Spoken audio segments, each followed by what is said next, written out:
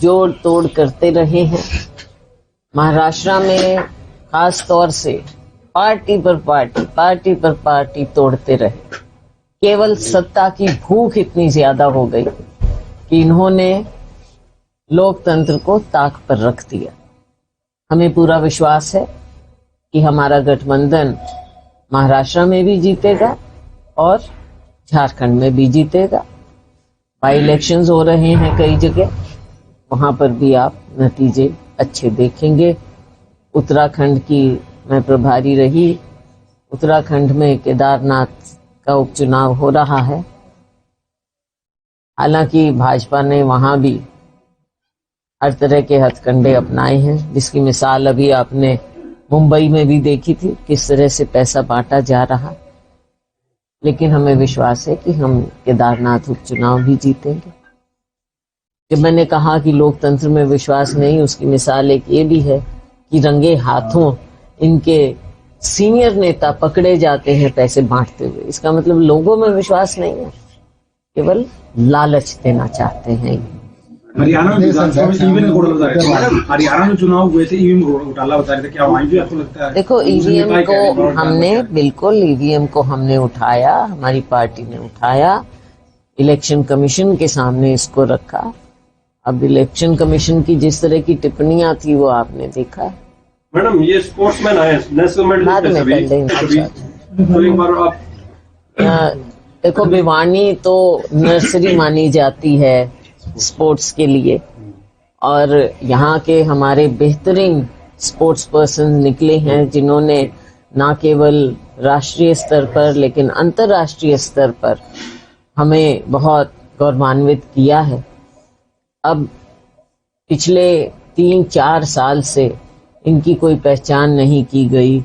इनको जो सहूलियत मिलनी चाहिए थी, इनको पहचान मिलनी चाहिए थी, वो इस सरकार ने नहीं दी। तो ये क्या चाहते हैं? मतलब ऐसे भी भेदभाव अगर ये हमारे स्पोर्ट्स पर्सन पे भी करेंगे तो हमारा प्रदेश, जो कि इतने हमारे बच्चों को आगे भेजता है और ये बच्चे कड़ी मेहनत करते हैं, आपने देखा है सुबह शाम, ठंड में गर्मी में, केवल इनका मकसद है कि हम अपने प्रदेश के लिए, देश के लिए खेलें। तो इनको कितना ये सरकार प्रोत्साहन देने की बजाय इनको और पीछे प्रदेश अध्यक्ष हैं उदयभान, वो कह रहे हैं कि जो हरियाणा में हार हुई थी, टिकट वितरण सही नहीं हुआ, उसके लिए बावरिया जो प्रभारी थे वो जिम्मेवार हैं। बार बार उन पर आरोप लगाते हैं।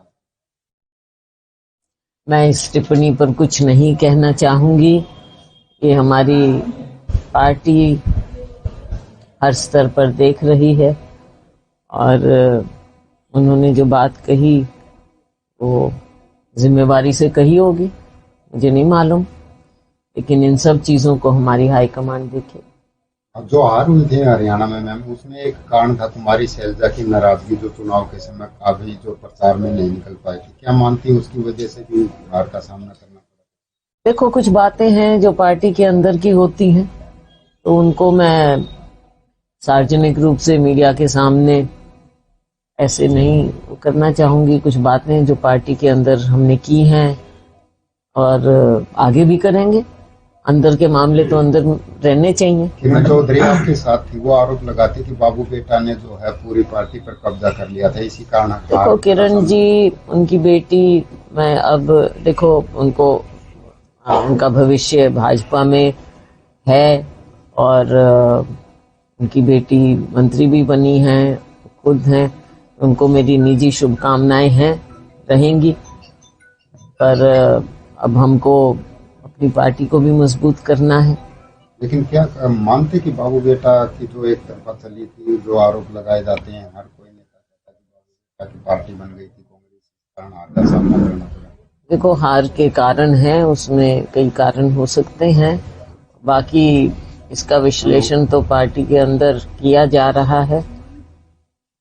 उम्मीद सबको थी, ये मैं नहीं कहूंगी कि भी ये नतीजा ऐसे, निराशा सबको हुई है, जनता को भी हुई है, हमको हुई है, हमारे कार्यकर्ता को सबसे ज्यादा हुई है, क्योंकि अब 15 साल देख रहे हैं कि 15 साल हम विपक्ष में रहे, तो जो कारण है और जिसको जिम्मेवारी लेनी चाहिए उनको तो सबको लेनी भी चाहिए। जब आप प्रचार नहीं कर रही थी तब एक चर्चा चली थी कि किरण चौधरी जो है कुमारी शैलजा को मनाने के लिए शायद बीजेपी में लाने के प्रयास कर रही है। ऐसा जो मुझे जानते हैं सब जानते हैं, कांग्रेस पार्टी ही शैलजा का परिवार है और कांग्रेस पार्टी के अलावा, हमारी विचारधारा के अलावा शैलजा कहीं नहीं जा सकती। मैडम आपने बताया हार के मतलब इस पे विश्लेषण किया है, विश्लेषण कब तक चलेगा और क्या क्या क्रक्स निकल तो के आएगा? ये आप भी समझते हैं कि बीच में हमारे दूसरे महत्वपूर्ण चुनाव आ गए हैं,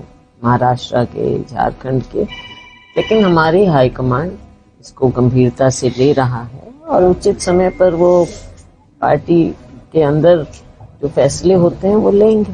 मैडम जी, आपका एक ग्रुप है सर कि उसमें से के निकल गया किरण चौधरी, तो अब कहा जा रहा है कि कुलदीप बिश्नोई काफी नाराज चले रहे, क्या उस सर की कुलदीप को मना से जाने में पूरा किया जाएगा? ऐसा लग रहा है कि सारी राजनीति आप ही नहीं। देखो ये जो नाम भी ये भी आप लोगों ने ही दिया था, आपके भ्राता जो हैं मीडिया में उन्होंने ही दिया कि ऐसे नाम है। तो चलो इस तरह की चीजें चलती है, कोई मनाने के लिए वापस लाने के लिए। तो मुझे इसके बारे में कोई नई विधानसभा बन रही है, हरियाणा और पंजाब आपने सामने है।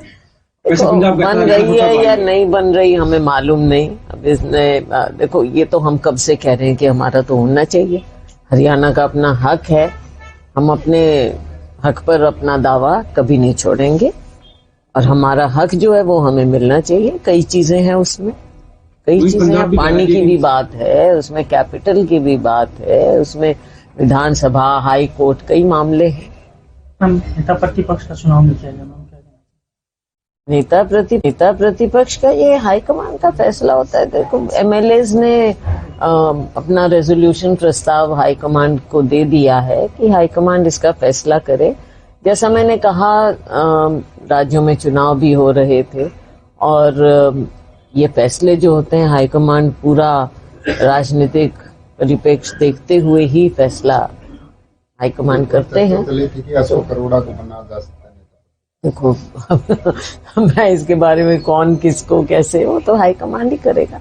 एक SC A और B का जो वर्गीकरण हुआ है उसको आप कहाँ तक DSC के रूप में कहाँ तक न्याय संगत मानती है, तर्क संगत मानती है, क्या कहेंगे उसको? देखो ये मामला कई स्टेट्स में पहले लागू हो चुका और सुप्रीम कोर्ट तक ये मामला गया। सुप्रीम कोर्ट ने अब जो फैसला किया है वो सबने माना है।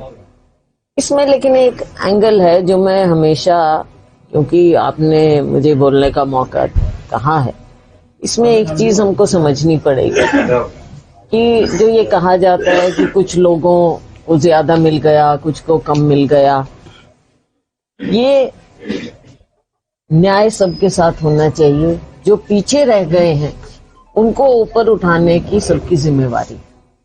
इसमें अगर SC में ही आप एक दूसरे को ब्लेम करोगे तो SCs ने ना तो आरक्षण खुद लिया, ये सबने लिया, सबने दिया, पूरे देश ने और पूरी असेंबली, हमारे कॉन्स्टिट्यूएंट और जो पार्लियामेंट उन्होंने दिया।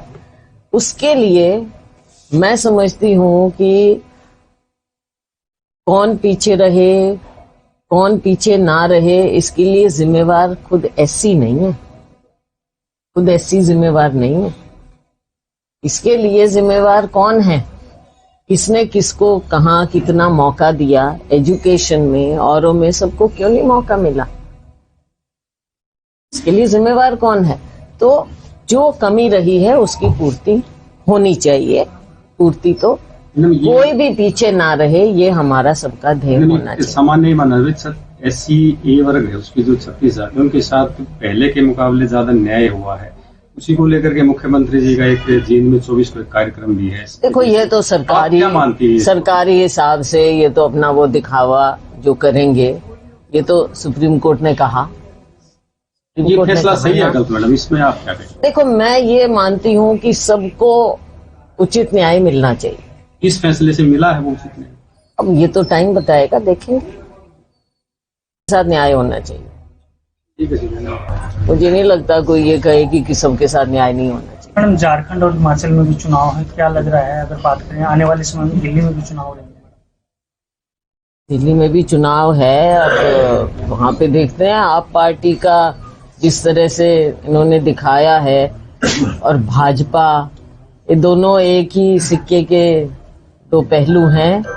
और हमारी पार्टी पूरी मेहनत कर रही है। वहाँ पर हमारे अध्यक्ष हैं देवेंद्र यादव जी और सभी लोग मिलकर, कांग्रेस के लोग यात्रा भी निकाल रहे हैं, पार्टी को मजबूत कर रहे हैं।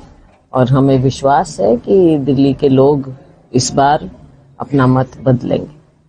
झारखंड और हिमाचल की अगर बात करते हैं, क्या लग रहा है? झारखंड और महाराष्ट्र।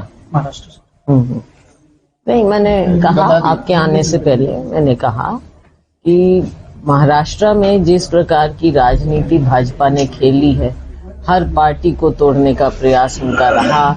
जैसे तैसे सत्ता की भूख, इतनी ज्यादा सत्ता का लालच इन्होंने जो दिखाया है, पार्टियों को तोड़ा है, जनता इसका आकलन जरूर करेगी। 2025 में नगर परिषद के और नगर और इसके साथ साथ आपने देखा कि